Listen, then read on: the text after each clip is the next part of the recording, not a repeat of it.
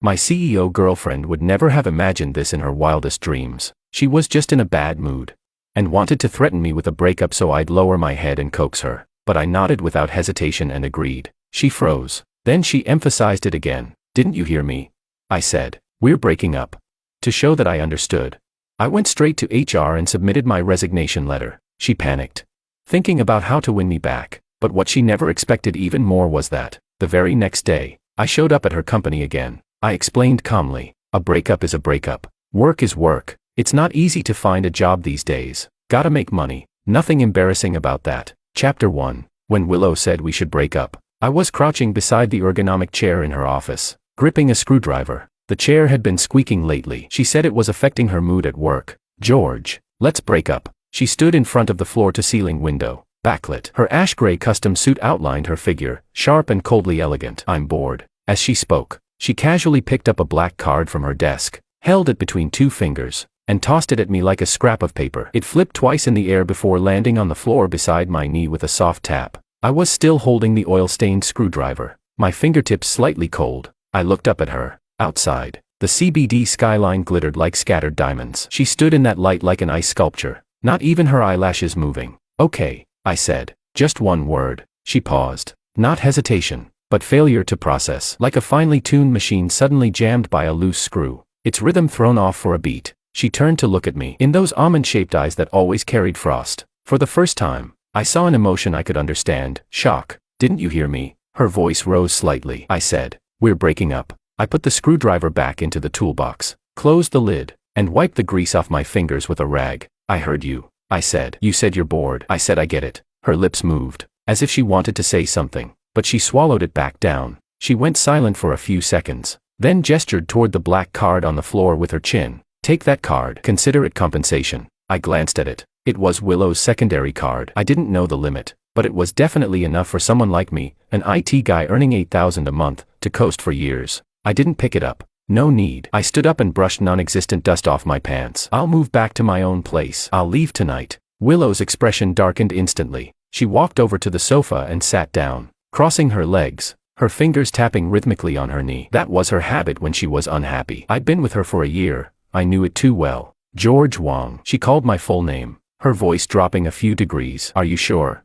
"I'm sure." I didn't say anything else. I turned and walked out of the office. The moment the door closed behind me, I heard something slam against the wall inside. Maybe it was that crystal glass. Maybe it was her work phone. I wasn't sure, and I didn't turn back. My workstation was on the 12th floor, tucked away in the corner of the IT department, a desk barely 80 centimeters wide, an old desktop computer, a mug, and a dying pothos plant. I'd been sitting there for 2 years. After I got together with Willow, she once asked if I wanted to move upstairs and become her personal assistant. I said no. The IT department was fine. Looking back, that was probably the first time she was unhappy. While I was packing my things, David leaned over from the next desk and lowered his voice. "George, what's going on?"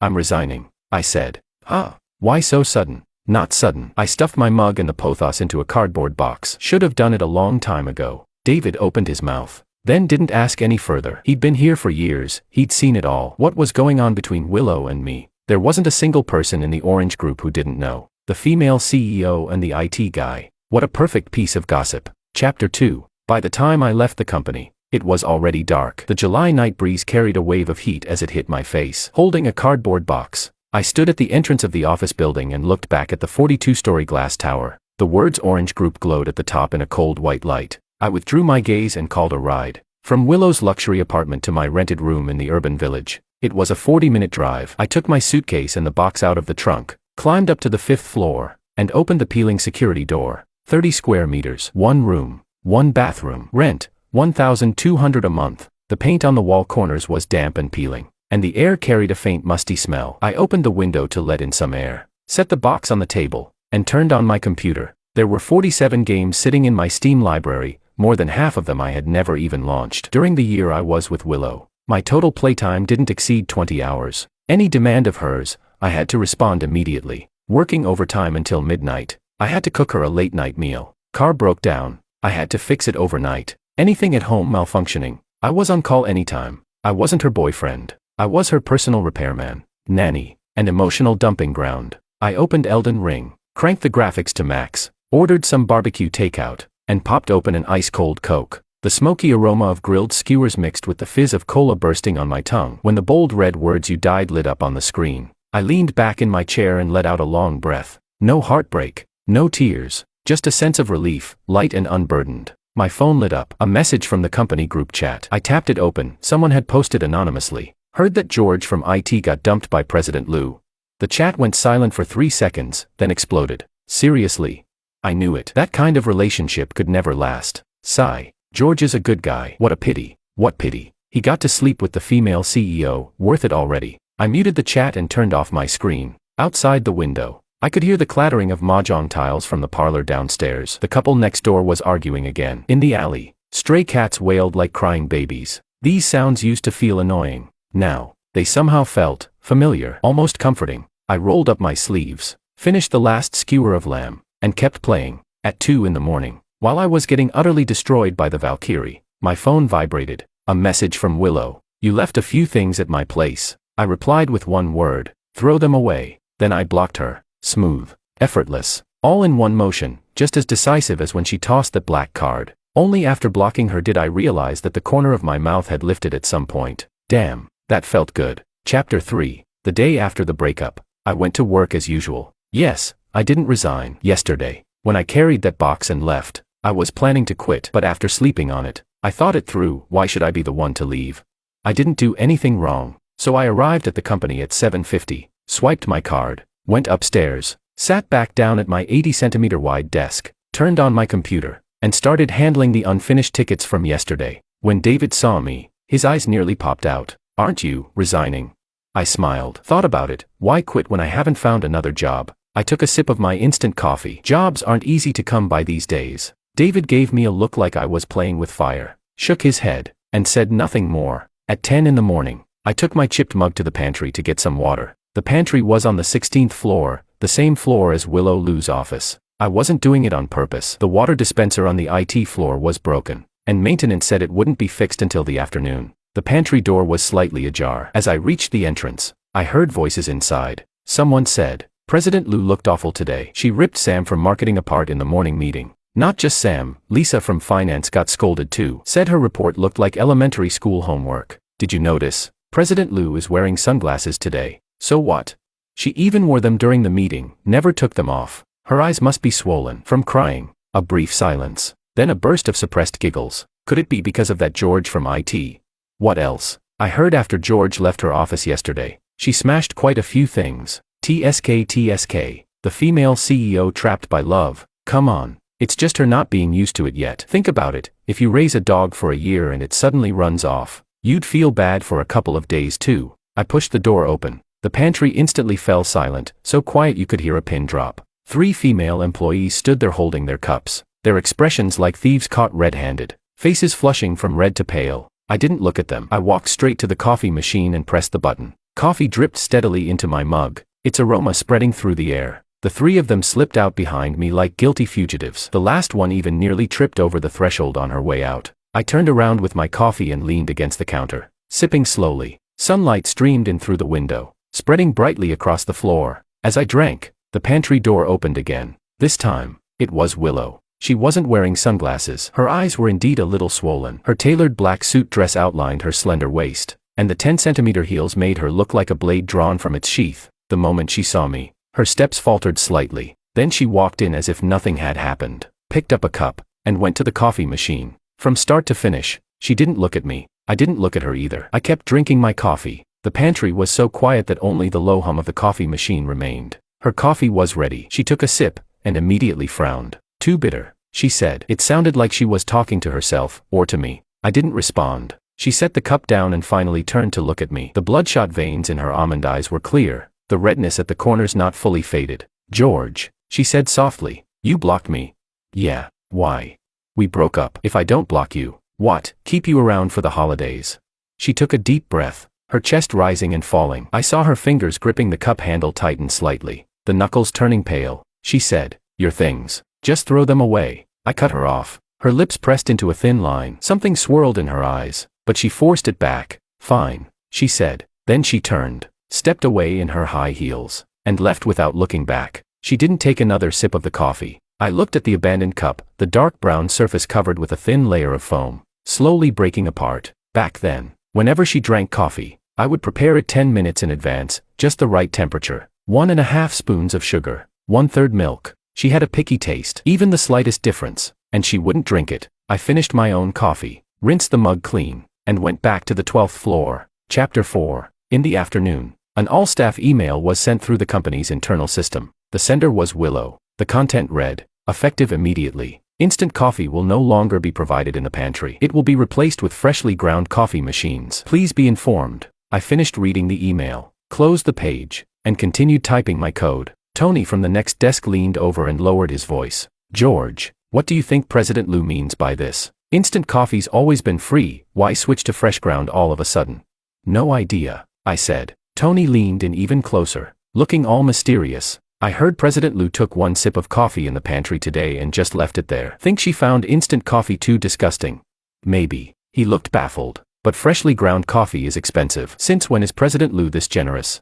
I didn't answer. My fingers kept tapping rapidly on the keyboard. Only I knew. What Willow disliked wasn't the bitterness of instant coffee. What she disliked was that the coffee hadn't been made by George. At 6 in the evening, I got off work on time. As I walked out of the office building, I saw Willow Liu's silver-gray Maybach parked at the entrance. The car window was half open. Her profile bathed in the glow of the setting sun, like a silent statue. I didn't slow down. I walked straight toward the subway station. Behind me, I heard the car door open and close, followed by the low hum of the engine starting. I didn't turn back. The subway was packed. I was carried forward by the crowd, tapping my card. Heading down the stairs, waiting for the train, my phone vibrated. A text message from an unknown number. George, are you really just leaving like this?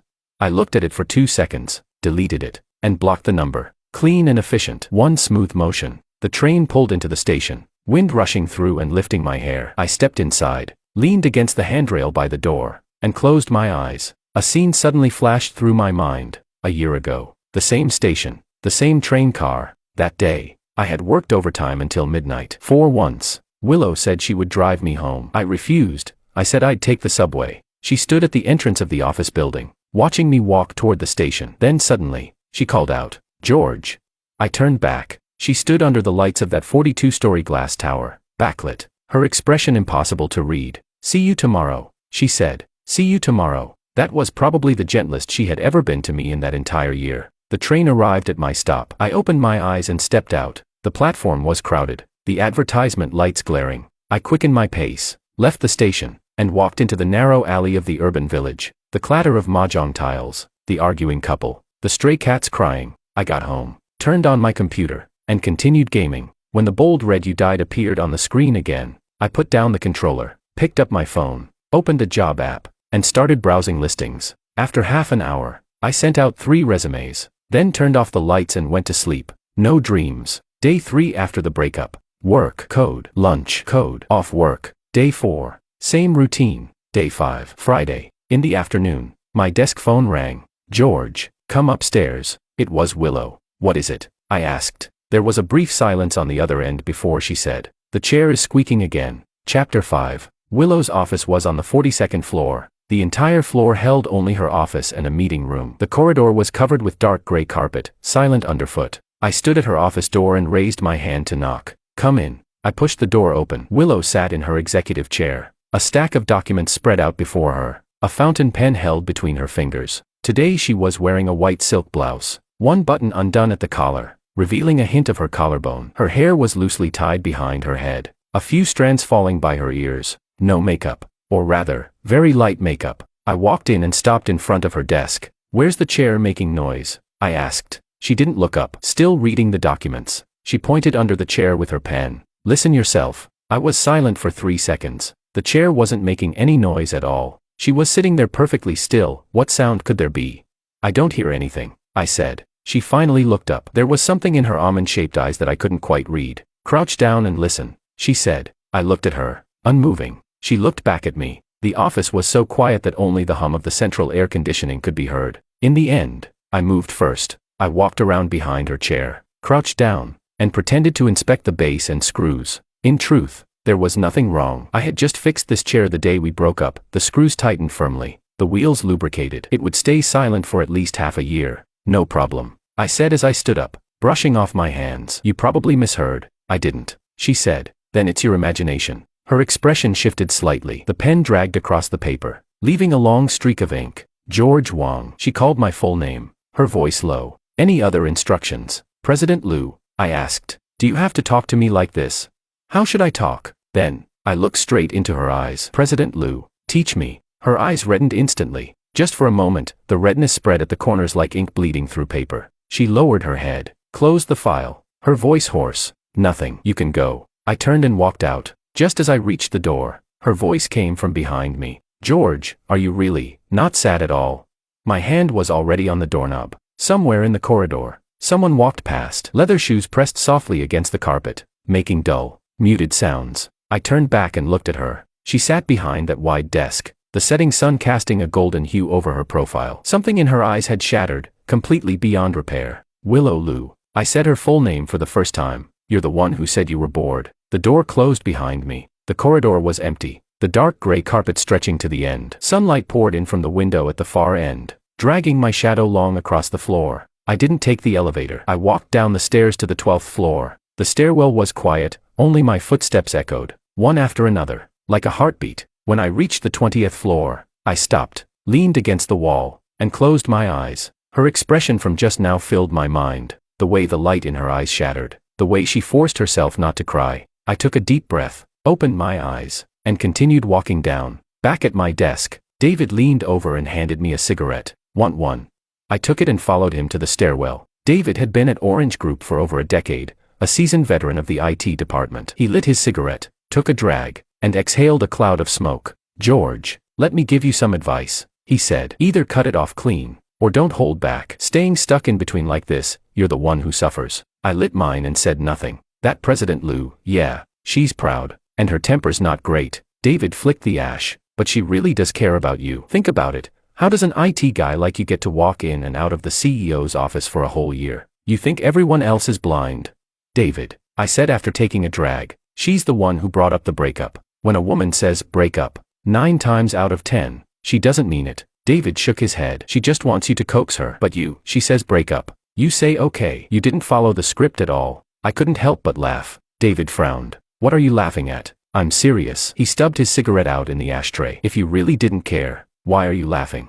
The smile on my face slowly faded. David, it's not that I don't care. I crushed my cigarette out as well. It's because I care too much that I can't afford to. Chapter 6. After work, I didn't go straight home. Instead, I went to a street-side food stall near the company. I ordered stir-fried shrimp, grilled eggplant, 3 chicken wings, and a bottle of beer. Halfway through eating, my phone rang. It was Willow, the number I had blocked. I didn't pick up. It rang again. Still didn't pick up. The third time, I answered. George. Her voice was thick with tears, and there was obvious drunkenness in it. Where are you?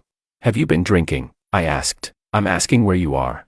The background was noisy, music, people talking. It sounded like a bar. Where are you drinking? I asked. Why do you care where I'm drinking? Her voice got louder and louder. George, didn't you stop caring about me? Didn't you block me? Then why are you answering the phone? I said. Put someone next to you on the phone. I won't. Willow, no, no, no. There was a crashing sound on the other end, followed by her startled cry, and then the busy tone. I stared at the call ended on my screen for 3 seconds. Then I stood up, paid the bill, and called a ride. I knew where she was. During the year we were together, every time she was in a bad mood, she went to that bar. Top floor of Guomao Tower 3. Membership only. Minimum spending at a booth was 5 digits. When I arrived at the entrance, a security guard stopped me, glanced at my t-shirt and jeans, and said, Sir, this is a members only. I'm here to find someone. I cut him off. I walked past him and pushed open the glass door. The music was deafening, the lights dark as ink. I searched the booth area for a while, and finally spotted her in a corner. Willow leaned against the sofa. 3 empty bottles sat on the table in front of her. Her white silk blouse was wrinkled, her hair messy, her makeup mostly smudged. A man in a suit sat beside her, attentively pouring her another drink, his hand casually drifting toward her shoulder. I walked over and brushed his hand away. Who the hell are you? The man stood up, half a head taller than me. I ignored him and looked down at Willow. She lifted her head, her eyes hazy with drunkenness. She stared at me for a few seconds, then her eyes instantly reddened. George, get up. I'm taking you home, I said. She obediently stood up, but her body swayed, collapsing straight into me. I caught her, the strong smell of alcohol mixed with her perfume filling the air. The men blocked my way. Hey, she's my friend. Who are you? Her boyfriend, I said. The willow in my arm stiffened at that word, then held onto me even tighter. The men glanced between her and me, snorted, and walked off unwillingly. I helped Willow out of the bar, called a car, and got her into the back seat. She leaned against my shoulder, her burning face pressed to my neck, her breath heavy with alcohol. George, she murmured drowsily. You just said, you're my boyfriend. Drunk talk. Don't take it seriously. You're lying. Her voice trembled with tears. You are my boyfriend. You said so. You said you'd always fix my chair. The driver glanced at us through the rearview mirror, then quietly raised the partition. I didn't say anything. Streetlights slid past outside the window, shadows flickering across her face. George, I was wrong. She buried her face in my chest, her voice muffled. I shouldn't have said that. I was never bored. I just wanted to see if you'd try to keep me. You're always like this, I said calmly. You never say what you want. You expect others to guess. If they guess wrong, you get mad. If they guess right, you're still not happy. She lifted her head to look at me, her eyes red, tears clinging to her lashes. Then I'll say it now, she said. I don't want you to leave. Can you not go? The car turned a corner, the streetlight sweeping across her face. No, I said. Her tears fell all at once. Chapter 7. The car stopped at the entrance of her residential complex. I helped her out and handed her over to the security guard. Take her upstairs, I said. George. She shook off the guard's hand and staggered toward me. Don't go. I stepped back. Willow, you're drunk. When you wake up tomorrow, you'll still be the high and mighty President Liu, and I'll still be George from IT. She bit her lip. Then I won't be President Liu anymore. Okay, she almost shouted. I don't want the company. I don't want the money. I don't want anything. Just come back. Okay. The night wind blew, messing up her hair. She stood under the streetlight at the entrance, her makeup ruined, clothes wrinkled. One of her high heels was gone, and she stood barefoot on one foot. That Willow, so untouchable, so cold and sharp, now looked as miserable as a drenched stray cat. I looked at her, silent for a long time. Go home, I said. Then I turned and disappeared into the night, behind me. Her crying broke into fragments in the wind, like shattered glass. I didn't look back. Saturday morning, I was woken up by knocking. Not knocking, pounding. George, open the door.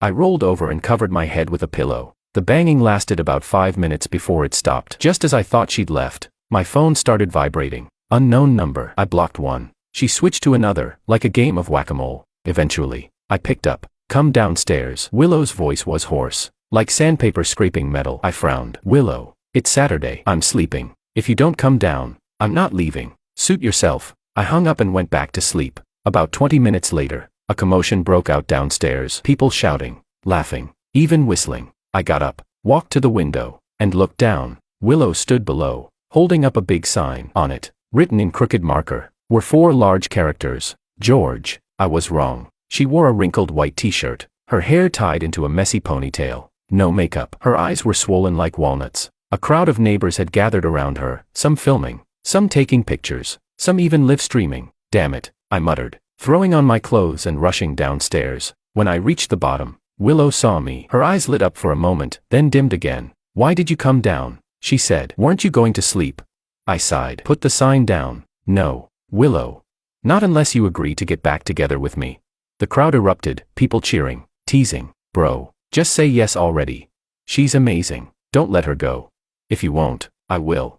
I looked at Willow. She held the sign, her arms trembling slightly, her eyes filled with tears, but stubbornly refusing to let them fall. Sunlight fell across her face, illuminating every fine detail. Come upstairs with me first, I said. She froze for a second, then nodded vigorously, nearly dropping the sign. The crowd broke into warm laughter and applause. I turned and walked upstairs. She followed closely behind, clutching the sign, wearing a mismatched pair of slippers she must have found somewhere, making soft slap-slap sounds as she walked. Inside, she stood by the door, cautiously looking around my tiny 30-square-meter apartment. The damp, peeling walls, the buzzing old air conditioner, the trash can filled with takeout boxes, my computer still glowing on the desk. Sit, I said, pointing to the only chair. She obediently sat down, placing the sign on her knees, hands resting neatly on top, like a skulkid who'd done something wrong. Go ahead, I said, leaning against the window with my arms crossed. Say what?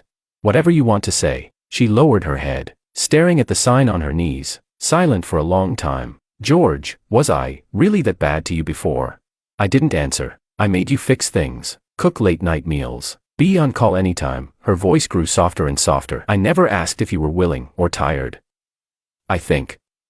I've never even said thank you to you. Her tears fell onto the sign, smudging the ink into a dark blur. I got used to everyone revolving around me. Got used to you being good to me. I thought it was only natural. She looked up at me, her eyes red. Until you left, I realized, it's not. No one is obligated to treat you well. Chapter 8. She stood up, and the sign slipped from her hands, falling to the floor. The chair started squeaking again. She said, last night, I sat on it, and it just kept making noise. I asked maintenance to fix it. They said the screws were loose, that tightening them would solve it. But even after tightening them, it still made noise. And then, I asked. And then I realized, it wasn't the chair making the noise. Her voice trembled. It was me. I was shaking while sitting in that chair, because everywhere around me was filled with traces of you. She took a step closer. You fixed the faucet. You set up the computer. You repaired the car. Even the cup I drink coffee from, you bought it. You said it insulated well, wouldn't burn my hands. She walked right up to me and looked up. George, I never knew one person could leave so much behind in another person's life.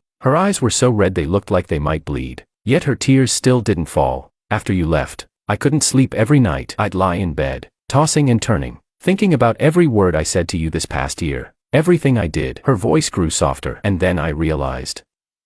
I never once told you that I liked you. Not even once. I thought you understood. She said. I thought you already knew. I did know. I said. She froze. I knew you liked me. I continued. You asked me to fix things, not because you needed a repairman, but because you wanted a reason to keep me by your side. You made me cook late night meals, not because you were hungry, but because you wanted to see me. You called me in the middle of the night to fix your car, not because it was really broken, but because I talked a bit too much with the new female colleague in my department that day. She stood there, stunned. You knew all of that? She asked. I did. Then why? Because I was tired. I cut her off. Willow, being with you was exhausting. The words hit her like a bucket of ice water, making her shudder. You're used to being above everyone. You never say what you want, you expect others to guess. If I guessed right, I'd get maybe a glance. If I guessed wrong, I'd get days of cold treatment. I'm not an extension of you. I'm a person. I know you're a person. No, you don't. I shook my head. In your eyes, I'm just a function in your life. Something you can activate when needed, and shut off when you're done. When you said we should break up, your tone was no different from when you shut down your computer. Her tears finally fell. I'm sorry, she whispered, crouching down and burying her face in her knees. I'm sorry. I'm sorry. I'm sorry. I stood in front of her, watching her curl up on the floor. Sunlight streamed in through the window, falling on her trembling shoulders. Willow. I crouched down to her level. You don't need to apologize. You didn't do anything wrong. You were just used to loving someone that way, and I'm not used to being loved like that. She lifted her head, eyes blurred with tears. Then, can you teach me how to love someone? I was silent for a long time. No, I said. The light in her eyes dimmed instantly, like a lamp blown out by the wind, because I haven't learned it either. Saturday afternoon, Willow left my place. She didn't cry or make a scene again. As she reached the door, she turned back and looked at me. George, I won't give up, she said. You said you haven't learned how to love someone. Then I won't learn either. I'll just use my own way to chase you again. The door closed behind her. I stood by the window, watching her walk out of the building and into the July sunlight. She didn't look back. Her posture straightened again. She became that proud Willow once more. Only, she was still holding that sign that said, George, I was wrong. I leaned against the windowsill and lit a cigarette. Outside in the alley, the sound of mahjong tiles being shuffled started up again. Chapter 9. Monday morning. I went to work as usual. When I arrived downstairs at the office building, I noticed a crowd gathered at the entrance. I squeezed in to take a look. A massive flower arrangement was placed at the door, big enough to fit 2 people inside. Hanging on it was a red banner with gold lettering.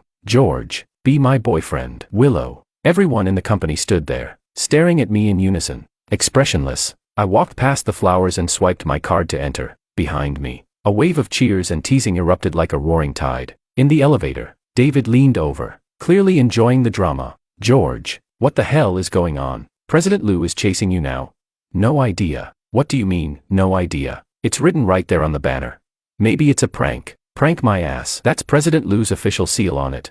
I didn't respond. When the elevator reached the 12th floor, I stepped out and saw that my desk was covered in breakfast. Soy milk, fried dough sticks, soup dumplings, jianbing, sandwiches, fruit salad, at least a dozen items, filling my 80-centimeter desk to the brim. Each one had a sticky note on it, written in Willow's handwriting. Didn't know what you like, so I got a bit of everything. I peeled off the notes and distributed the food to my coworkers. They ate while teasing me nonstop. George, Just accept President Liu already. Seriously, this level of effort, I'm jealous. I ignored them, turned on my computer, and started working. At 10 in the morning, a company-wide announcement popped up on the internal system. Effective immediately, George from the IT department is promoted to technical director. Salary doubled. Willow. The entire 12th floor exploded. David was the first to rush over, eyes wide like bells. Holy shit, George, you got promoted to director. I stared at the announcement for 3 seconds, then picked up the desk phone and dialed Willow's office. She answered after 2 rings. Hello. There was a hint of smugness in her voice. Take down the announcement, I said. Why? I don't need it, but your skills are more than enough to be a director. Willow. There was a brief silence on the other end before she said, do you think I promoted you just because I want to chase you?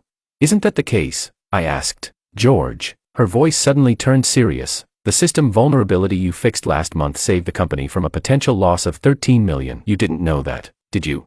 This time, it was my turn to fall silent. I've read every technical report you've written, every project you've done, every problem you've solved. I know all of it. She said softly. Promoting you is because you deserve it. It has nothing to do with chasing you. Got it. Then I won't take down the announcement. I hung up. When I looked up, the entire IT department was staring at me. What are you looking at? I said flatly. Get back to work. At lunch, the cafeteria menu suddenly became unusually extravagant. Crayfish, grilled lamb chops, seafood platters, all premium dishes. The cafeteria lady smiled at me and said, President Liu said from now on, the cafeteria standard is doubled. She'll personally cover the extra cost. I took my tray and found a corner seat. After a couple of bites, someone sat down across from me. Willow. She carried a tray with the exact same dishes as mine. No seats left, she said. I glanced around at the many empty seats. At least a third of the cafeteria was vacant, but didn't call her out. She lowered her head and ate slowly. She had never eaten in the cafeteria before. Her assistant always brought her meals to her office. Is it good? She asked. Yeah, that's good. Chapter 10. After a few moments of silent eating, she suddenly put down her chopsticks and looked at me seriously. George, I know you don't like me trying to win you over with money, the flowers and the breakfast. I just wanted you to know I'm serious. The promotion is because you truly deserve it, and the cafeteria upgrade is because you once said the food there tasted awful. After saying that, she lowered her head again, poking at the rice in her bowl with her chopsticks. You don't need to feel pressured, she said softly. I just want to treat you well. You don't have to respond, and you don't have to feel like you owe me anything. People came and went in the cafeteria, some glancing over at us from time to time, watching Willow absent-mindedly poke at her food. I suddenly remembered a moment from a year ago. Back then, we had just gotten together. One night, we worked late, and her stomach started hurting from hunger. I searched the entire office and only found a pack of instant noodles. I made it and handed it to her. She took one bite, frowned, and said it tasted awful. Then she finished the entire bowl. After eating, she wiped her mouth and said, George, from now on, you'll cook for me every day. I laughed and said okay, and later, I really did cook for her every day. Willow, I called. She looked up. The cafeteria food really is better than before. Her eyes lit up instantly, like someone had sparked a star inside them. At 6 in the evening, I got off work on time. As I walked out of the building, I saw that silver-gray Maybach parked at the entrance again. Willow leaned against the car door, holding a cup of coffee. When she saw me, she walked over and handed it to me. The temperature's just right. 1.5 spoons of sugar, 1/3 milk, she said. The way you used to make it for me, I remembered. I took the coffee and had a sip. Well, she asked, her eyes filled with both anticipation and nervousness. Too sweet, I said. Her expression instantly fell, but I took another sip. It's drinkable. Her eyes lit up again. I'll put less sugar tomorrow, she said. I'll bring you another one. She turned and walked toward her car. Then after a few steps, turned back and waved at me. George, see you tomorrow. The setting sun stretched her shadow long behind her. Her smile, bathed in golden light, was almost too beautiful. I stood there holding the overly sweet coffee, watching as she drove away. A colleague passing by muttered, George, how long is President Liu planning to chase you? I took another sip of the coffee. No idea, but I didn't throw it away. Chapter 11. Willow's pursuit lasted for an entire month. Every morning, she would leave a cup of coffee on my desk. The temperature was just right, and the sugar kept decreasing, from overly sweet to just right. Every noon, she would carry her tray and sit across from me, eating the same dishes I did. Sometimes she'd say a few words. Sometimes she'd just eat quietly. Every evening, she would wait for me at the entrance of the office building, hand me a cup of coffee, and say, see you tomorrow. She stopped sending flower arrangements. She stopped pulling banners. She stopped making a big show of things. She simply used the clumsiest way possible. bit by bit, to tell me she was learning how to treat me well, in the way I liked. The company gossip slowly cooled down from boiling to room temperature. People got used to seeing President Liu appear in the cafeteria every day, got used to seeing her wait for George at the entrance every day. Some even started placing bets on when George would finally give in. I said nothing. I still drank the coffee, still ate the meals. When she waited for me, I would walk over as usual and take the coffee from her. But the word, getting back together, I never mentioned it once. One Friday night, a month later, I worked overtime until past 9. When I walked out of the office, the entire building was almost empty. I reached the entrance and found Willow still standing there, holding a cup of coffee. The 9 o'clock night wind blew past, messing her hair slightly. She wrapped her suit jacket tightly around herself, and the high heels on her feet had been replaced with flats. I asked, "How long have you been waiting?" "Not long," she said. I took the coffee and had a sip. It was warm, not freshly made warm, but the kind of warmth that comes from sitting for a long time, slightly cooled. "What time did you start waiting?" She hesitated, then said, 6, 3 hours. "Willow, if I worked until midnight, would you wait until midnight too?" Are you out of your mind?" She froze for a moment, then lowered her head. In a very soft voice, she said, "Yeah, I am. I've got a condition, it's called missing George." The night wind rustled the plane tree leaves along the street. I looked at her lowered profile, the streetlight outlining her features in a soft glow. "Let's go. I'll take you home," I said. She lifted her head, her eyes bright. "You'll take me?"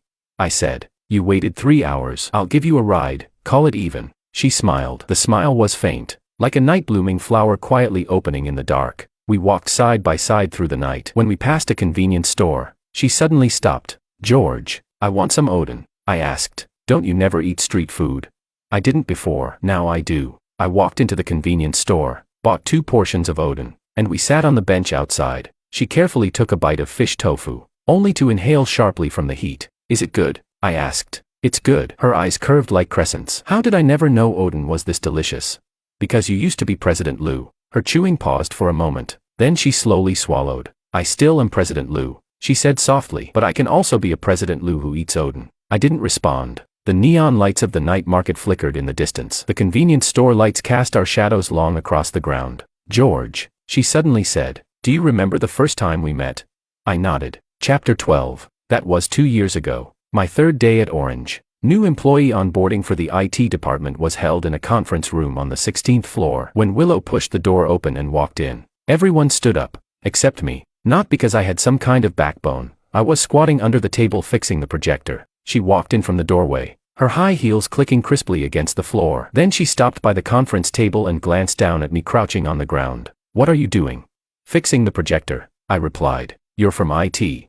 "Yeah," she said. "Come report to me after you fix it." Then she turned and left. Later, I fixed the projector and went to her office to report in. She sat in that boss chair, sizing me up from head to toe. "From now on, anything in the company that breaks, you handle it." "Yes, President Liu." That was how our story began. Willow Liu said, "Back then, when I told you to come to my office," she chewed on a knot of kelp, speaking a little unclearly, "it wasn't actually because you could fix things." "Then why?" She glanced at me, then looked away, staring at the cup of Odin in her hands. She said, "Because the way you looked when you were focused on fixing something was really handsome." I almost choked on a fish ball. "Willow, you had your eye on me since then?" "No." Her face flushed red, clearly visible under the streetlight. "It's just, you were different from everyone else. Everyone else looked at me like I was a tiger. But you, there you were, crouching on the floor tightening screws, not even looking at me." I said speechlessly, "I did look." She said, "You didn't." I looked out of the corner of my eye. She froze for a second, then burst out laughing. That was the first time I had seen her laugh like that since we broke up. Not a polite smile, not a restrained one, but a genuine, unguarded laugh from the heart. Her eyes curved into crescents, the tip of her nose wrinkling slightly, revealing a row of neat white teeth. "Beautiful." "George," she said, collecting herself and looking at me seriously, "what did you see out of the corner of your eye?" I said, "A woman with a terrible temper, just that." I also saw she was wearing a pair of high heels that didn't fit. She froze. "You had bandages on your heels," I said. I saw it in a glance. She lowered her head, staring at the tips of her shoes. She said softly, "Those were new shoes. They rubbed." I had meetings all day, and by the end, I had 2 blisters on my heels. When I got home and took them off, the bandages had stuck to my socks. When I pulled them off, it hurt so much I cried. "You never told me." "Because I'm President Liu." She lifted her head to look at me. Her eyes slightly red. President Lu can't hurt. President Lu can't cry. President Lu can't say her high heels don't fit. But George, President Lu is human too. She stood up and threw the empty Odin cup into the trash. Take me home, she said. I walked her to the entrance of her residential complex. She stood at the gate, not going in right away. George, thank you for being with me tonight. No need. She hesitated for a moment, then stepped forward, rising onto her toes, and gently kissed my cheek. Her lips touched my face for less than a second, like a feather landing on water. Good night. Then she turned and ran, her heels tapping rapidly against the ground. Like a startled rabbit, I stood under the streetlight, the warmth of her lips still lingering on my cheek. Then I smiled, just a little. Chapter 13. After that, my relationship with Willow entered a subtle state of balance. Not lovers, but not just ordinary friends either. Every day, she brought me coffee. At noon, she ate with me. In the evening, she waited for me at the company entrance. I accepted everything as it came, neither rejecting nor taking initiative. David said I was stringing her along, that it wasn't right. I said I wasn't stringing her along, I was waiting. He asked, waiting for what? For the day she stops being so careful. David didn't understand, and I didn't explain. Willow's attitude toward me had changed, from the dramatic, over-the-top way she acted after the breakup to the cautious, careful way she was now. She was afraid of saying the wrong thing, afraid of doing the wrong thing. Afraid that one misstep would push me away again. Watching that carefulness, it didn't sit well with me. That Willow, the one who stood high above, commanding and unapologetic, shouldn't have to live like this. Not even for me. The turning point came one weekend in October. I took on a side job, building a security system for a startup, and spent both days in their server room. Somehow, Willow found out. Early Saturday morning, she showed up at the company entrance, carrying a thermal bag. I asked, how did you know I was here? I asked David. She handed me the bag. You definitely haven't eaten breakfast. Inside was a serving of preserved egg and lean pork congee, a portion of pan-fried dumplings, and a cup of coffee at just the right temperature. I sat in a corner of the server room eating breakfast, while she sat quietly beside me, watching me eat. Don't you need to go to the company? I asked. Today's Saturday. You used to work overtime on Saturdays too. That was before. This is now. I took a sip of the congee. Warm, not scalding. The preserved egg was finely chopped. The pork minced small. It didn't look store-bought. You made this yourself? I asked. Her face flushed slightly. Yeah. When did you learn to cook? This past month. Willow lowered her head, picking at her nails. The dumplings are frozen ones I bought. The congee, I made it myself. First time. It might not taste very good. I took another sip. Honestly, it tasted average. Too thick, not enough salt, and the preserved egg had a slight off taste. But I finished every last bite. Is it good? She asked, looking at me expectantly. It's okay, I replied. Her eyes lit up for a second, then quickly dimmed. She said, when you say okay, you mean it's not that good. I paused. So she had learned to read between my lines. For a first try, it's already very good, I said. The corner of her lips curved slightly, just a little. In the afternoon, something went wrong in the server room, and I was so busy my feet barely touched the ground. Willow sat quietly in a chair in the corner, looking at her phone, occasionally glancing up at me. It wasn't until 8 in the evening that I finally fixed the problem. While packing up my tools, I noticed Willow had fallen asleep against the chair. Her phone had slipped onto her lap. The screen was still on. It was her chat with her assistant. It read, President Lu, should we postpone the 3 p.m. meeting? Cancel it. What about tomorrow mornings? Cancel that too. I won't be in the company this weekend. Message me if anything comes up. I crouched in front of her, watching her sleeping face. Her eyelashes were long, casting a small shadow. Her lips were slightly pressed together, and there was a faint crease between her brows. Even in sleep, she hadn't fully relaxed. She used to sleep like this too, brows always slightly furrowed, as if she were still handling some difficult case even in her dreams. I reached out and gently pressed the crease between her brows with my fingertip. Her brows twitched, then slowly relaxed. George, she murmured vaguely, as if in a dream. I withdrew my hand, stood up, and draped my jacket over her. Let's go. I'll take you home, I said. Chapter 14. She groggily opened her eyes and rubbed them, like a cat that had just woken up. What time is it? She asked. 8:30. Ah. She snapped, fully awake. You haven't had dinner yet. I'm not hungry. No, you have to eat. She stood up, her jacket slipping off her shoulders. I know a noodle place nearby that's really good. I'll take you. She grabbed my wrist and pulled me outside. I glanced down at the wrist she was holding, but didn't pull away. The noodle shop was tucked in an old alley. The storefront was small, with only 5 or 6 tables. The owner was an elderly woman in her 60s. When she saw Willow, she smiled. Willow, you're here again. Willow said, Aunt Chen, 2 bowls of beef noodles, one with extra cilantro, no scallions, and one regular. She remembered I didn't eat scallions. The noodles arrived, steaming hot. She picked up slices of beef from her bowl one by one and placed them into mine. I asked, "What are you doing?" "I don't like beef," she said. "Liar. Last time we had hot pot, you ordered 3 plates of beef." She froze for a moment, then said quietly, "That was last time." I picked the beef back into her bowl. "Eat." She looked at me, something swirling in her eyes. "George, can you not be this good to me?" "Me, good to you?" I let out a small laugh. "Willow, you're the one chasing me now. You're the one being good to me. Then why won't you eat my beef?" "Because you like it." Her tears fell instantly, dropping into the bowl of noodles, splashing tiny droplets of oil. People at the next table glanced over. "Willow, eat your noodles," I said, lowering my head and eating mine without looking at her. She wiped her tears, lowered her head, and ate quietly, bite by bite. Halfway through, she suddenly said, "George, it would have been better if I'd been like this earlier." "Like what?" "Like now. If I want to cry, I cry. If I want to eat street food, I eat it. If I like you, I say it. No pretending, no holding back." She finished all the noodles in her bowl, even drinking the soup clean. I used to think that as President Liu, I couldn't bow my head, couldn't show weakness, couldn't let anyone see my vulnerabilities. She set down the bowl and looked at me. "But after you left, I realized my biggest weakness is you." The dim light in the noodle shop softened her face. "George, I won't force you. Whenever you're willing to come back, I'll be here." After we left the noodle shop, I walked her home. When we reached the entrance of her residential complex, she didn't kiss me like last time. She just stood there and waved at me. "Good night, good night." I turned and walked a few steps when she suddenly called out, "George."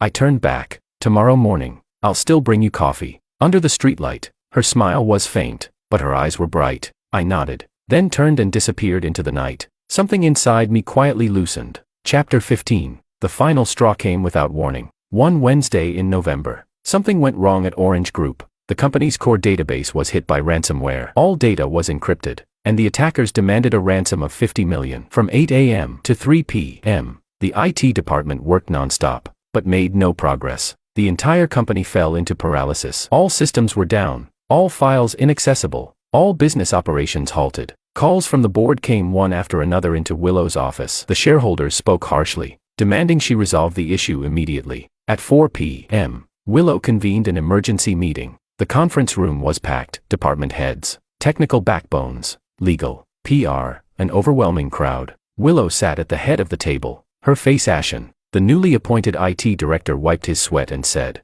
"The attackers used a new type of ransomware. There's currently no decryption tool available on the market. Our backup system was also infected. Backups from 3 days ago are completely corrupted. Only offline backups from a week ago are usable." She asked, "How much can we recover from a week ago?" "About 60%. All business data from this past week will be lost. Estimated losses exceed 80 million. The air in the room froze. 80 million, enough to send Orange's stock price crashing to the bottom. Is there no other solution? Willow's voice was low. The director replied, "We've contacted 3 data recovery companies. They all said it would take at least a week, and they can't guarantee full recovery." A week. In a week, Orange might not even exist anymore. No one dared to respond. At that moment, the conference room door burst open. David rushed in, panting. "President Liu, George asked me to tell you, he can fix it." All eyes turned to David. Willow shot to her feet. "Where is he?" "Server room on the 12th floor. He's been there for 6 hours already." People in the room exchanged looks. A former low-level IT employee, coming to save the day.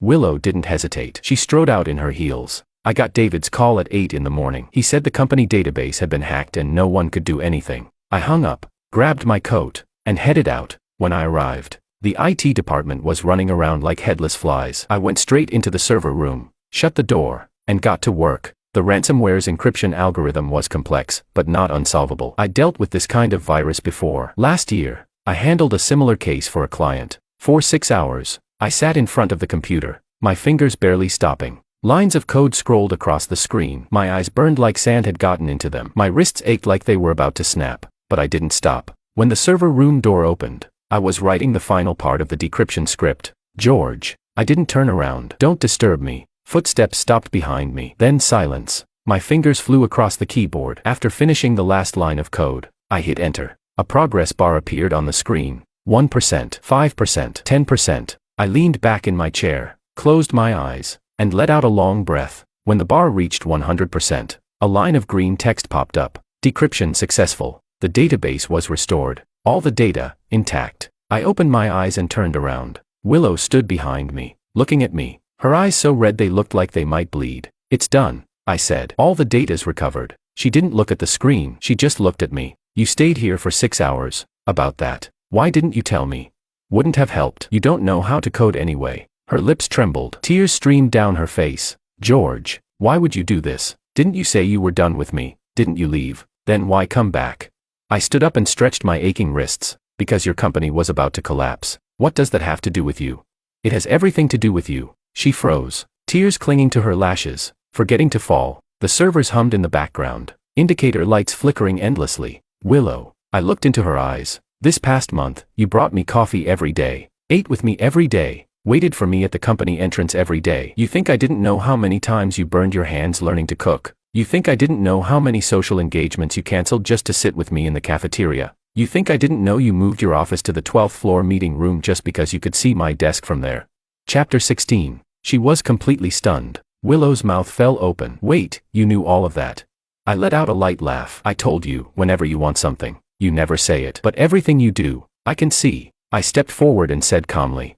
"You asked why I came back. Because this damn company was left to you by your father. Because it's something you fought to protect for 5 years. Because if it disappears, you'll cry." "I won't." "You will." I cut her off. "You cried over a pair of ill-fitting heels. Don't tell me you wouldn't cry over orange." She bit her lip, trying hard to hold back her tears, but they still fell anyway. I said, "Willow, you used to order me around, treat me like I should always be at your beck and call, and take my feelings for granted." I remember all of that. The light in her eyes dimmed, like a flame being extinguished. "But," I continued, "everything you've done this past month, I remember that too." She lifted her head, and the light returned to her eyes. Her voice trembled. "So you mean?" I didn't say anything. I walked past her toward the server room door without looking back. "Go deal with your company first. If the stock drops any further, your 50 million annual salary might not even get paid next year." She burst into laughter through her tears and followed behind me like a little tail. In the hallway, the company's executives stood in a line. When they saw me come out, they all started applauding. David was the first to rush over, slapping my shoulder hard. "George, I knew you could do it."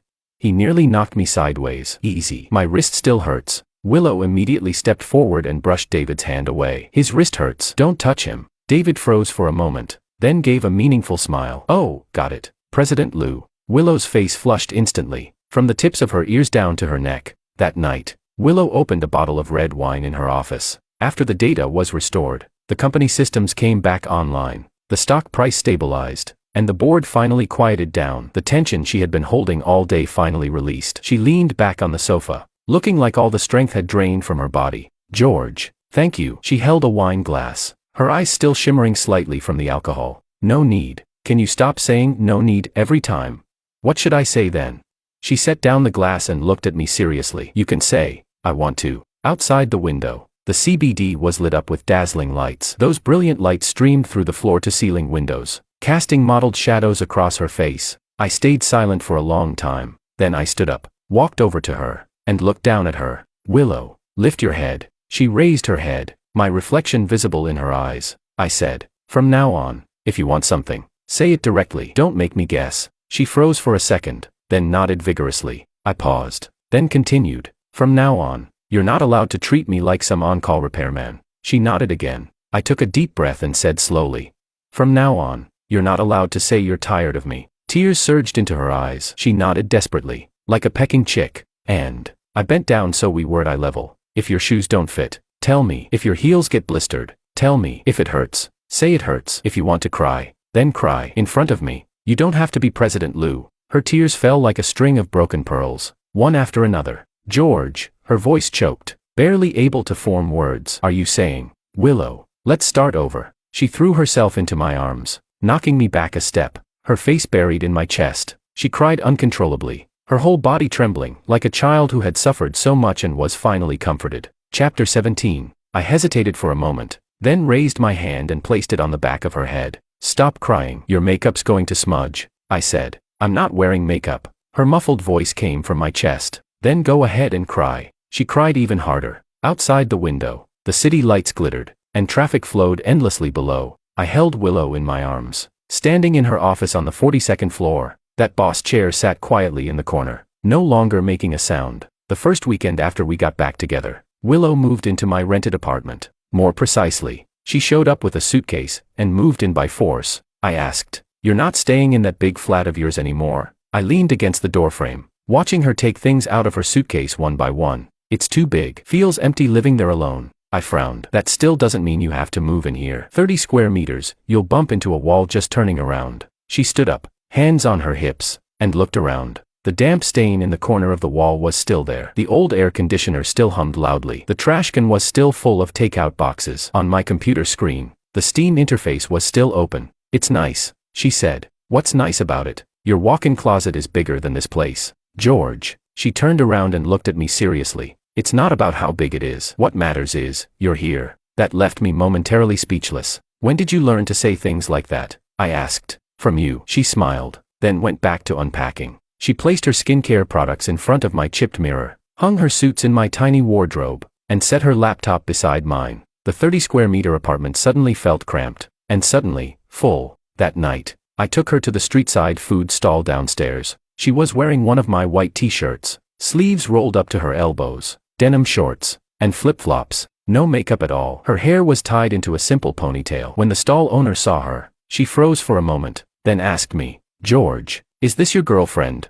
"Yeah." The owner sized Willow up and down, clicking her tongue in admiration. "She's really pretty, like a celebrity." Willow smiled, her eyes curving. "Thank you." We ordered stir-fried clams, grilled eggplant, grilled chicken wings, and 2 bottles of beer. Willow copied me, grabbing a chicken wing with her hands and biting into it. Oil dripped from the corner of her mouth as she scrambled to find a napkin. "Slow down. No one's stealing it from you," I said, handing her one. "How did I never know chicken wings could taste this good?" She mumbled, her mouth still full, "Because before, you only ate chicken wings cut with a knife and fork in fancy restaurants." She swallowed and thought about it seriously. "You're right. The ones at fancy restaurants really aren't as good as this." The night breeze blew through, messing up the loose strands of hair on her forehead. She wiped the oil from her mouth with the back of her hand, then picked up her beer and clinked it against mine. "Cheers." "Cheers." Foam spilled over the rim of the glass, running down the sides. She tilted her head back and took a big gulp, then frowned. "Bitter. Beer is supposed to be bitter, but I like it." She took another sip,